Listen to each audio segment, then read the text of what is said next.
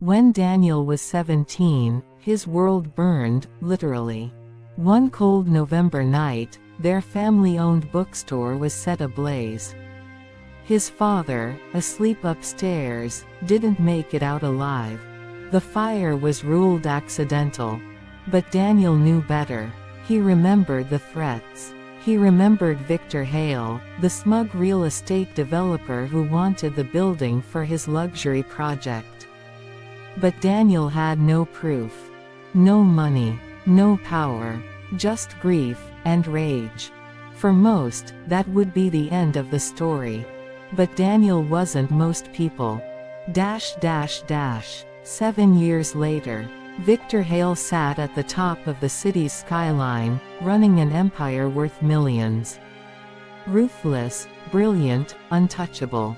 And Daniel, he was back in the city, clean-shaven, sharp-suited, with a different name, Nathan Cole. He had spent those 7 years becoming exactly the kind of man Victor trusted. Finance, law, psychology, manipulation. He studied them all. He didn't want revenge born of emotion. He wanted revenge designed like a slow-burning symphony. Victor first met Nathan Cole at a business gala. Daniel had researched him for years, his weaknesses, his routines, even the brands he liked. He made himself the perfect protégé, ambitious but loyal, brilliant but humble. In just 4 months, Victor invited him to join the inner circle. Daniel smiled politely. The trap was set. Victor had secrets. Daniel found them all. The shell companies, the embezzlement, the offshore accounts, the blackmail material used on politicians and rivals. It was all hidden, barely legal, mostly untraceable. But not to Daniel. Bit by bit, he gathered evidence. Quietly, patiently. While Victor toasted victories, Daniel was planting landmines. Then came the final stage. Victor had a rival developer, Elaine Cross. A woman he tried and failed to destroy years ago. Daniel reached out to her anonymously. Within weeks, a secret alliance was born. Elaine wanted justice. Daniel wanted fire. They devised a plan so perfect, it would make chess players weep. 1 week before Victor's 52nd birthday, Daniel dropped the match. He anonymously leaked Victor's financial records to 3 government agencies. Then he staged a fake betrayal, leaking just enough false information to make Victor suspect his closest advisor, Marcus.